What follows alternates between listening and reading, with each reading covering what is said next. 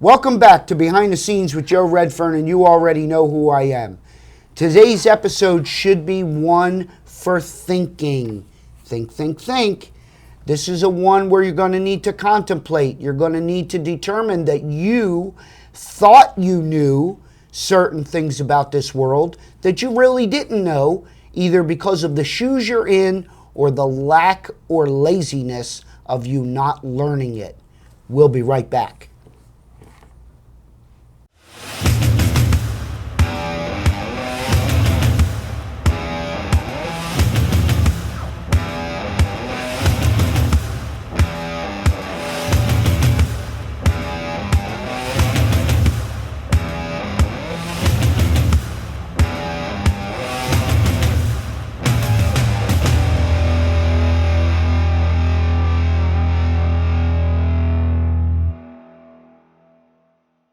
Welcome back. I'm here today with a very good friend, and his name is Neil Fagan, and we're going to talk today about the Constitution of the United States and how we don't understand it in terms of other people.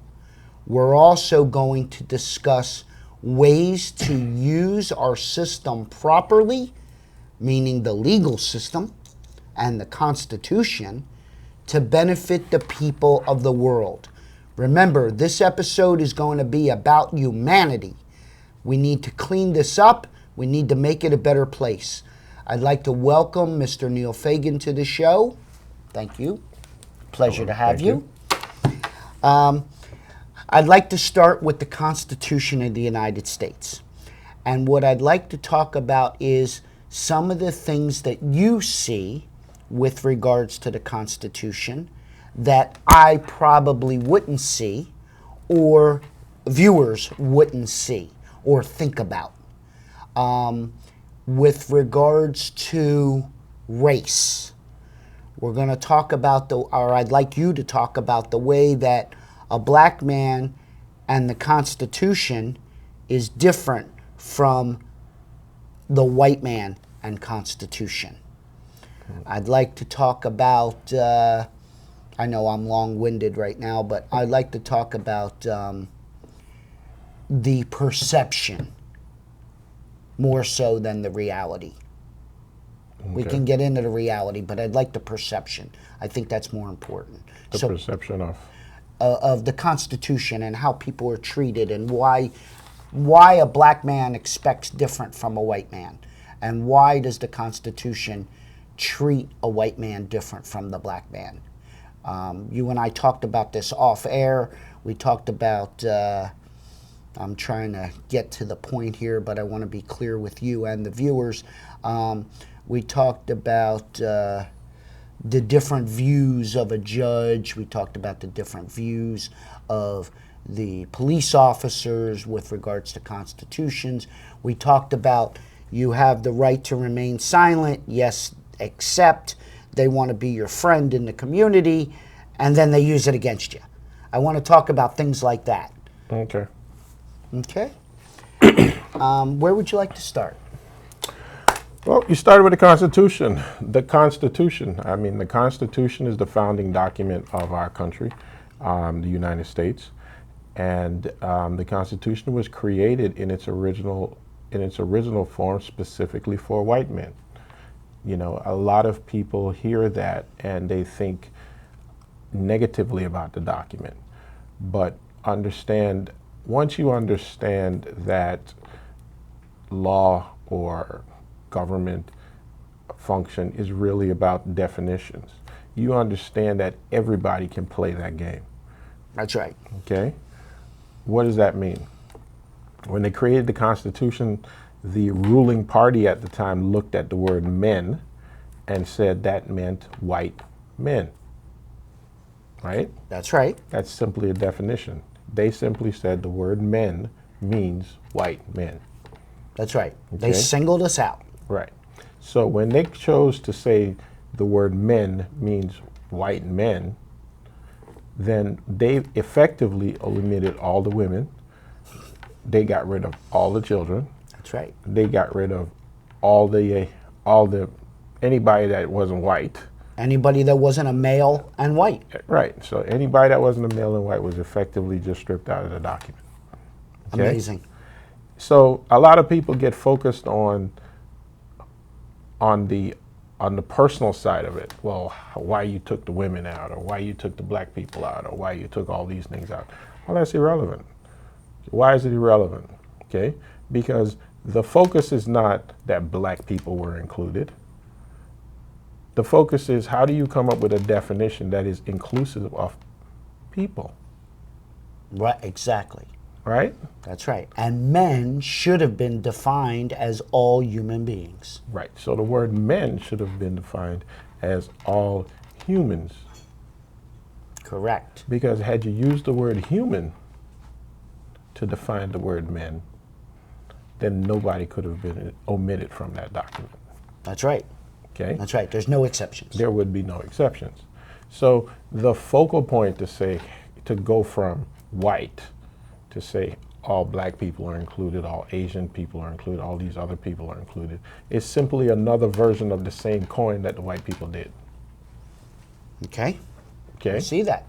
So when we focus on the artificial concept of white, black, green, whatever color, the reality is those are not humans. Those are simply colors. That's right. Okay? We've attached ourselves to those colors. Yes, But society has, Right, correct. but at the end, it's simply colors. There's only one definition, one word for what? Humans. That's right. Humans.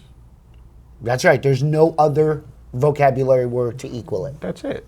So once we focus on the principles and not on the semantics of what's going on, then it allows us to be more direct and more meaningful as far as making sure that our laws are inclusive of everybody. Okay? Yes, I'm with I you. mean, think about it. In 10 years, homosexuals have more rights than black people. Right? Right? It's okay to call a black man a nigger and maybe not go to jail. But if you call a homosexual out of his name, you're probably going to end up with a hate charge or That's right. some type of charge or some type of backlash about Well, it. they have that hate law specifically for gays Right. So or LGBT. so what in society you feel the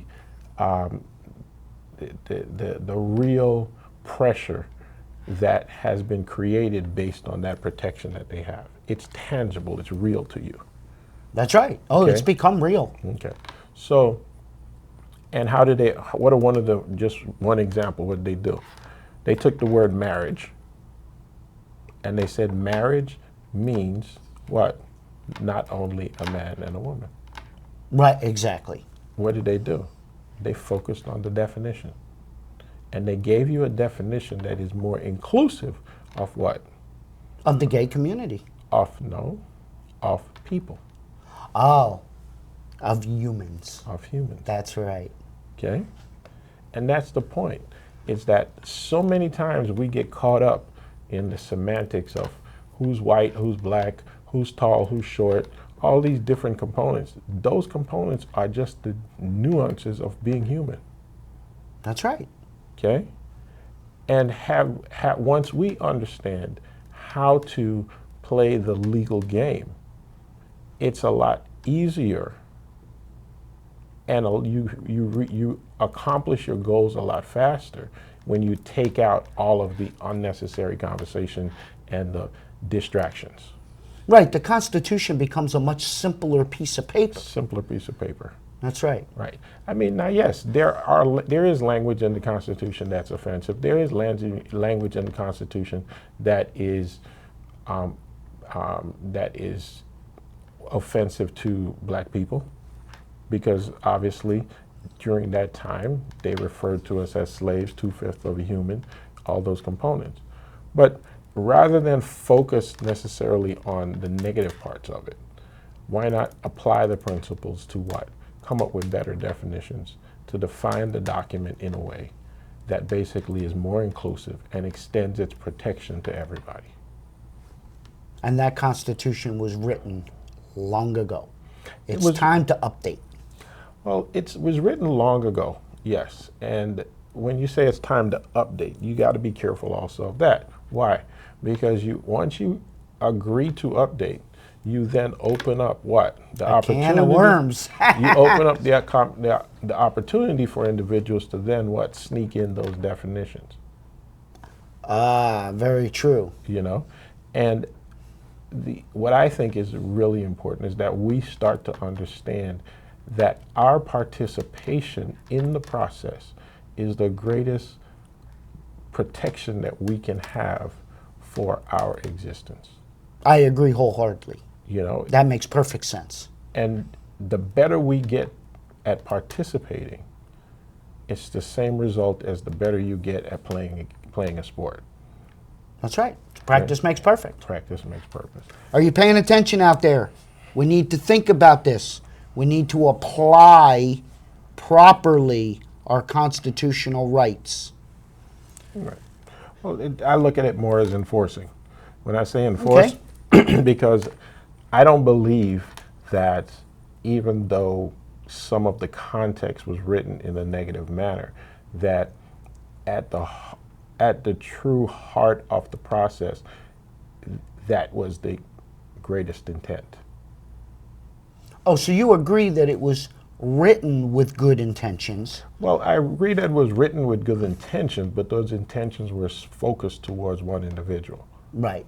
But now that we've gotten some time to live in the world, what do we realize? We're all the same. We're all the same. You as a white man struggle to do the same thing as me as a black man struggle to do what? Live. Not just live. You want to see your family healthy.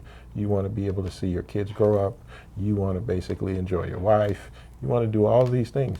What different is that from you? Zero. When you get up, put your pants on. You do And I it the put my same pants on. way. I put my pants on the same way. That's right. Our goal walking out that door that day is the same thing. That's right. We live the same life. We effectively live the same life. That's right. But yet society has given us this idea that you're living something different than I'm living. I agree. You know? I agree. Now, the feelings and the acts, now there are real tangible things that we deal with, access to capital, those things. But then we always have to go back to what are we doing? How are we exercising the authority we have in order to protect what we need and get what we need? Because it's not your job to give it to me, That's right. you know? So, and I can't sit here and say it's the government's job to give it to me, Right. okay? We have to come together and say, okay, what is it we need? How do we put together the activities, right, that meaningfully bring forth the things that we need? We need to take control of the situation here and not rely on someone else. I guess that.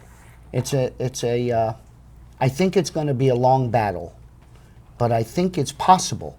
I think you people out there, if you start thinking and start acting correctly, I think we can get there. I really do. Yeah, but when you say, I guess there's a lot of loaded words there. I think we should be careful. I'm good at that. Okay. Good. Okay. I mean, you know, when you say it's a long battle, I don't necessarily think it's a long battle. I think it's a battle where individuals on both sides need to identify a position that's better for humanity and society as opposed to a position that's better for themselves. I agree with that 100%. With the understanding that that my safety and success is directly connected to the people and the society that I live in. That's right. You know, and if I interpret society or interpret things to my benefit only, then the pain for which I cause, okay, the universe says I must receive. I agree. You know, so we've got to start to look at life, laws,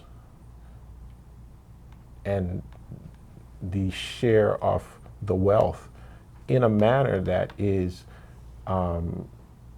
respective of the people around you, Community.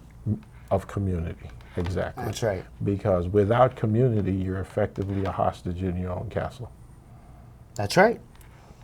And that pisses me off that you can't go to your neighbor anymore and borrow a cup of sugar like you used to. Tell me about it, right? Right? It sucks. Right. I want a cup of milk. I'm baking a cake. Why can my neighbor not give me a cup of milk? It's absurd that the community doesn't work together. And that's exactly what Neil is talking about. You cannot look at everything from your own eyes. You need to look at things from a community standpoint. When you help others, they help you.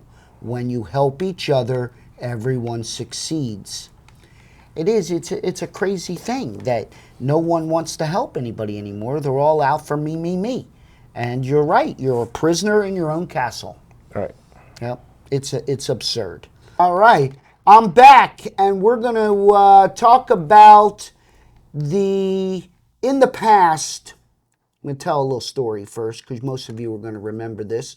But in the past, we've had social and or social economic issues around the country with regards to the police department, with regards to different communities.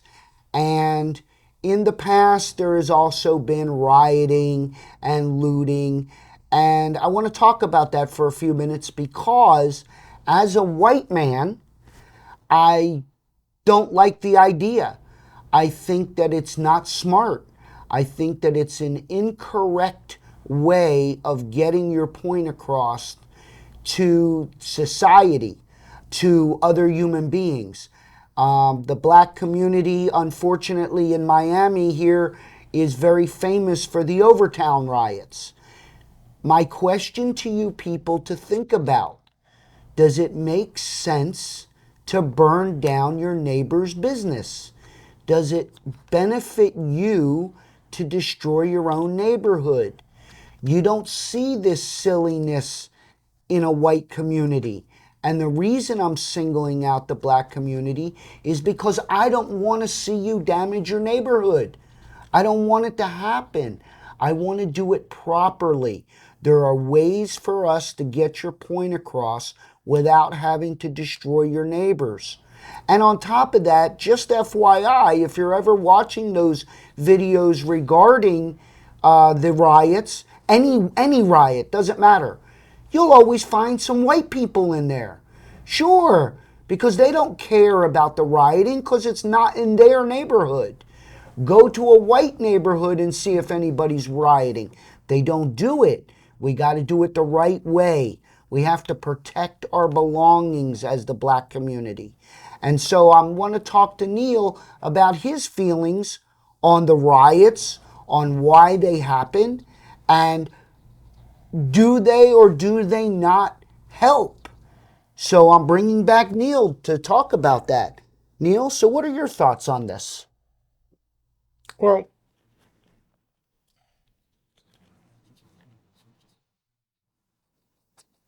He's what are gathering my his thoughts. Hold on. What my thoughts on that are our political clout as a community, our political clout in this country has grown to where it's gotten. It's not always been there. So while we existed in this country, we were effectively seen but not heard.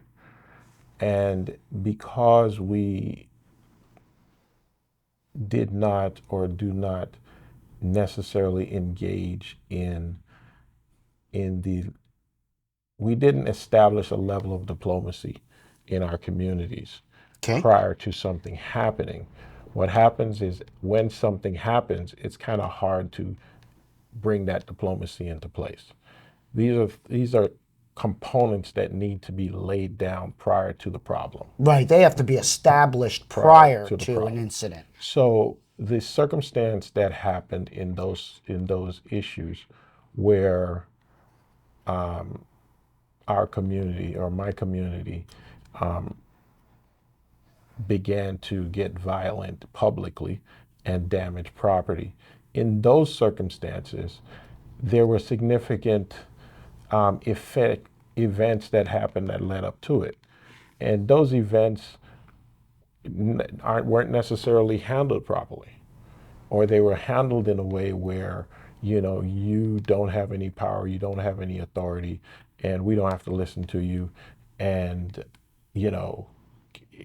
the minute a black man gets hurt on TV, the first thing they want to say is, oh, he was a criminal.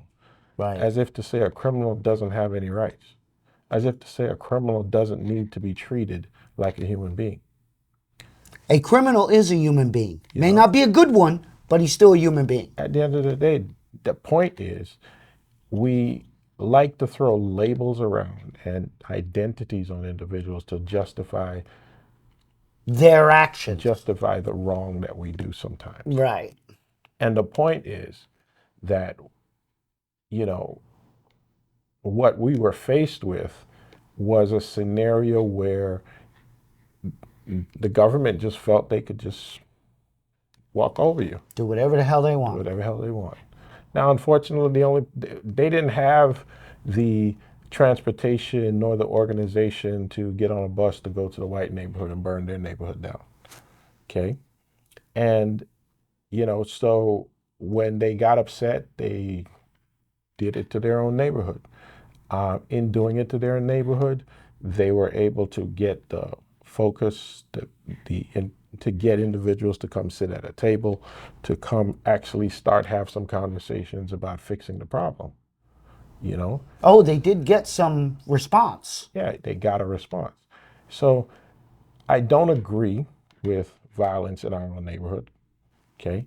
I believe that if we become active in the political scene, that when things happen, which things will always happen, there will be a mechanism that we can address it and get real change and hold people accountable, other than rioting for help. Engaging in riots and things of that nature. Right. Now, there's always going to be the group of people that basically are going to take advantage of an opportunity to go steal, take advantage of an opportunity to be degenerates. Right. There's always going to be those. Oh, we got thousands of those at the insurrection. Yeah. And they weren't even black, by the way. They were all white rednecks out of Arkansas. FYI. And the thing also that I caution is the rampant use of black, white, redneck, all these different terminologies. Yeah, I'm guilty of that. Because at the end of the day, what are we trying to accomplish? We're trying to accomplish a greater environment, a better society for us as a people. Because I understand that your family and your existence can only be as good as my family and my existence. Because if we create a society where you can't feel comfortable allowing your kid to walk out your house to go to school, right, it doesn't make it any better for my children. That's right. Do you understand? It's an equal situation. So when we try to identify our boundaries based on the color of our skin, or based on, the neighborhood we live in, or based on these components, it's a false reality. Yes, it is. Because at the end of the day, your reality is going to interfere or bleed into my existence. Oh, there's no doubt there's an influence there. Think about it. The issue with the insurrection that happened in DC. That's right. But here, locally, you felt the tangible pressure of that, where individuals who didn't support those components, all acted Yes. on that reality. That's right. It made everybody uncomfortable. Absolutely. You understand? That's right. When you tried to go into your post office, the post office was surrounded with barricades. Exactly. You know, Exactly. you try to go pay your water bill. You had 13 police officers parked out in front of the water public works. Yes, exactly. You know, so the idea that these circumstances or these things only affect you and don't affect me, it's not real. No, on the contrary, it's You know, very unreal. so once we understand that we're all interconnected, our existence does not exist unless we take care of our neighbor. Do you hear that? We have to take care of our communities. You know, and the idea that, hey, we're gonna make this a black and white thing, as if to say once we make it a black thing, it somewhat rectifies the white thing that happened in the past. No, it's just the other side of the same coin. That's right. It's exactly the same coin. You know, Flip side. and this does not say that we can't be proud to be black, you can't be proud to be white, you can't be proud to be whatever you want to be, but you have to understand at the core, you're human. Well, that's kind of what I was going to say to you. I don't actually agree with being proud white or proud black. I think you should just be proud to be a human being on this earth. Exactly. Be a good human. Enjoy your life. Be kind to people. These things will solve a lot of problems just being a community.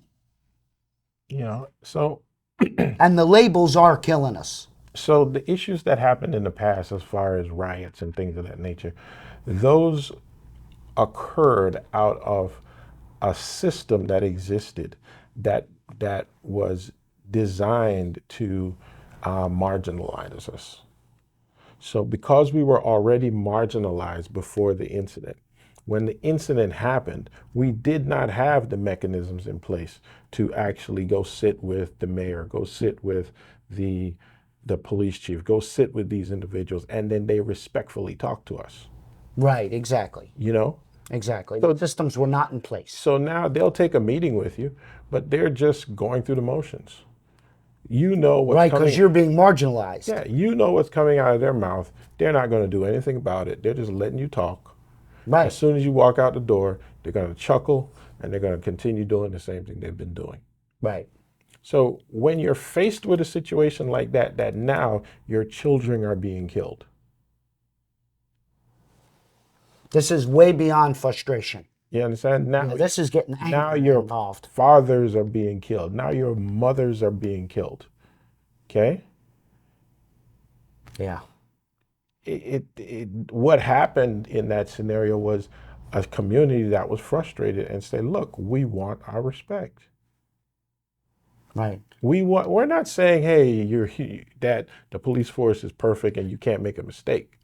But Right. the point is, when you use the authority that you have to prey upon a community, and you don't have the dignity enough to say, you know what, we fucked up. Exactly. Oh, go back home and close your door. No, you can't talk to me like that. That's right. No, you can't tell me what to do when you've demonstrated that you don't give a damn about me. Exactly. Exactly. You've proven that. You understand?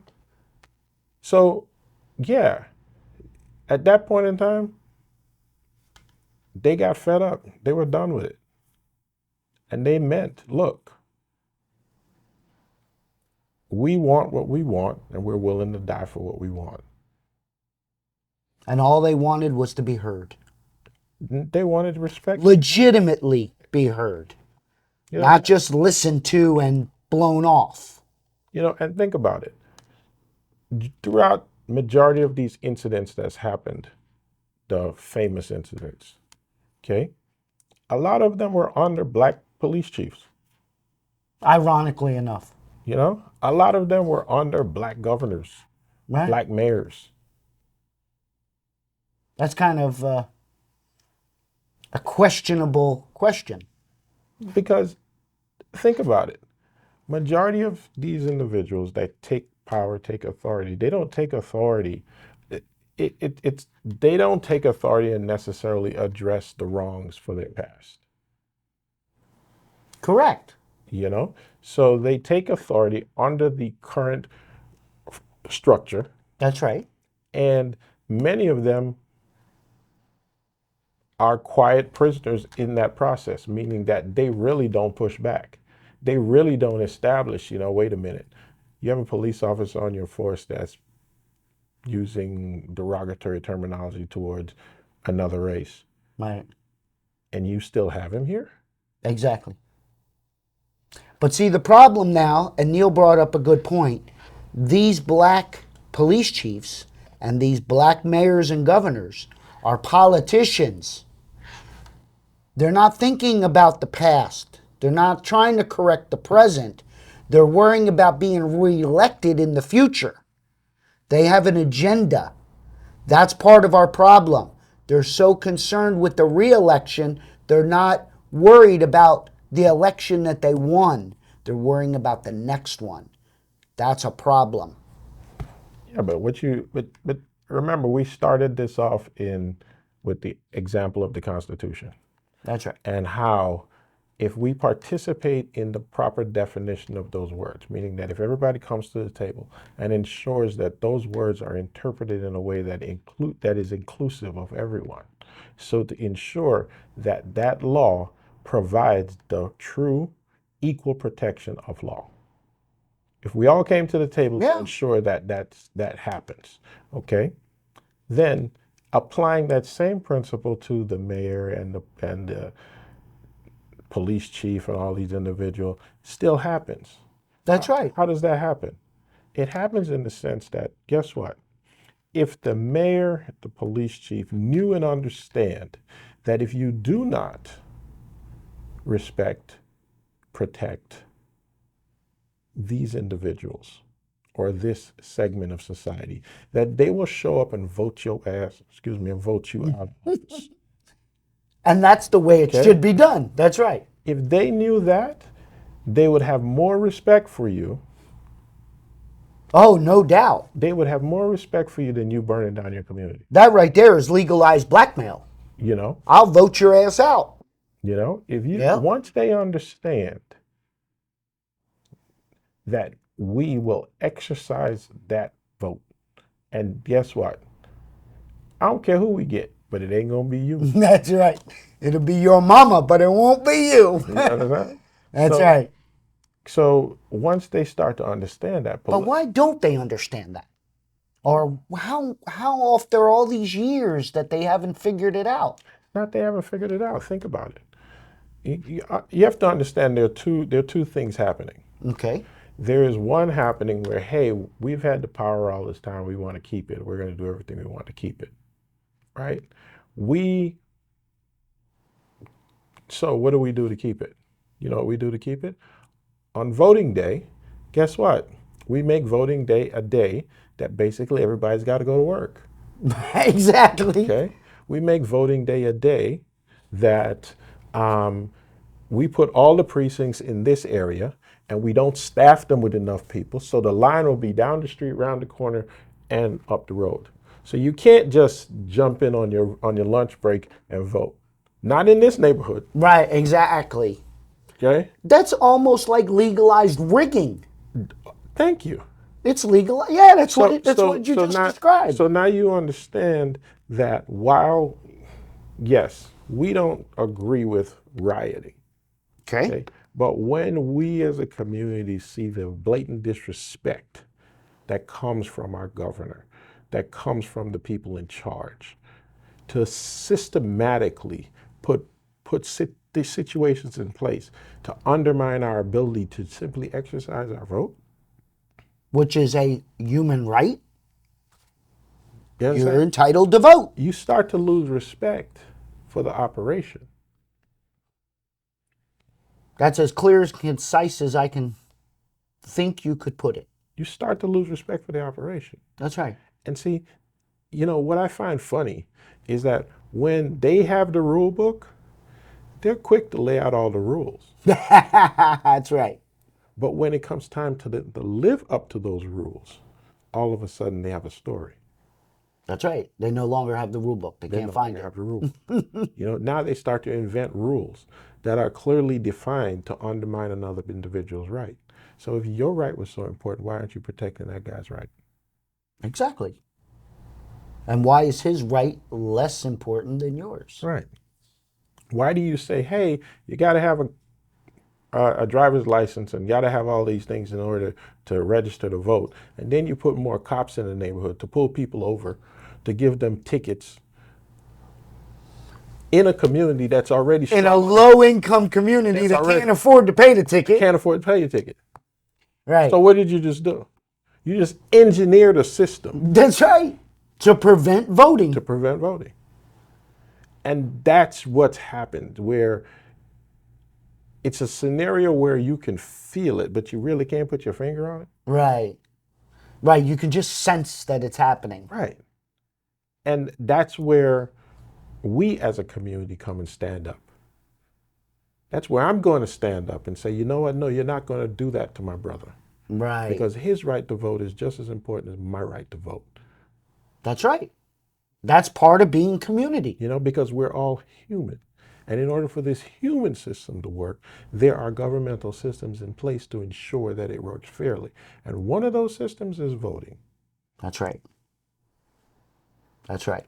So when we, not blacks or whites, when we humans stand up for each other and we start to demand our politicians respect us. Because see, what happens is when a human becomes a politician, for some reason he believes he done changed races. For some reason he believed there's a human race and there's politicians. That's right. And politicians are a whole different race. A whole different creed. That's right. All of a sudden, it's okay. They're going to get the best health care in the world, but the rest of the people, they don't deserve health care. That's right. You get whatever you can get. You get whatever you can get. Exactly. It's amazing. They have that king authority. Now, people have always told me I have a Napoleon complex, but it was more so because I was small than it was because of my ego. But politicians, boy, they get elected and all of a sudden they're the king. They're the king. Yeah. But They're not human anymore. But think about it. Here you are sitting on a group that is supposed to be looking out for society as a whole. That's right. There are And you leaders looking believe- out for us. And you believe that it is proper that you get the best health care in the world, but everybody else out there should get the worst. That's right. I'll And- give and you a and- good and example. How does that equate? It doesn't. And I got to tell you this because this is the craziest thing I've ever seen. The Obama health care plan that was actually written by a bunch of white guys, I'm sure, just based on what I read. But I read about 700 pages of it. And 4 times I heard the words when I was reading it was established for all Americans. Right. But then when you get to page like 700, I think it's 769 or something, it says it's established for all Americans except Congress, the Senate, and the President. So my question to Washington is, are our Congress, Senate, and the President aliens? Because if the healthcare system doesn't apply to them, they're clearly not human beings. Because it's clearly said 3 or 4 other times that it was for all Americans. So you're telling me that Obama, the entire Senate, the entire Congress was aliens. So in this case, if that's true, I want them all out. Because I want human beings there. I don't want aliens running my country. Yeah, it was the craziest thing when I read that. I'm thinking, how can there be an exception? You just said all Americans, and now you're telling me that Congress, the Senate, and the President are not Americans. So what are they? Right. It should be across the board. Everything should be equal. Well, I mean, what they did was they said, hey, there's health care for these group of people, but this group of people have a different health care. Right. Right. And that to me, I guess, is the problem. Oh, for sure. That to me With is the regards to health care, that's a clear That to me problem. is the problem, because at the end of the day, why is it that their health care didn't absorb into the national health care? There's absolutely no reason why it shouldn't have. Why do they need a special one? That's right. They shouldn't have a special one. There's no justification for it. Yeah, you should have merged it into other. They should have said, you know what, we believed in this. But this argument about health care, whether it's Obama, Trump health care, whoever health care, guess Yeah, it what? doesn't even matter whose health It care. doesn't matter whose health care it is. For years, they've been trying to do it, and they can say no. Why? Why do you agree that the people who which you take care of should not be protected from? Or taken care of equal to you. Oh yeah, just give me equal what you got. Right, just give me what you got. I'll be happy. As a matter of fact, for people like myself that pay thousands of dollars a month for family health insurance, I would rather, if I took less insurance, understand, I'm not asking for bottom of the barrel because I do pay a lot, but I would be willing to take a decrease in coverage to be able to increase the coverage of people that don't have any at all. At least bring it down. Right now we're looking at this. We need to get somewhere over here. All right, people. Listen, we've had a good day. I had a great conversation with Mr. Neal. I'd like to thank you for coming. Thank you. I appreciate it. And Neal will be back because we got tons of topics to talk about. Until next time, thanks for stopping by.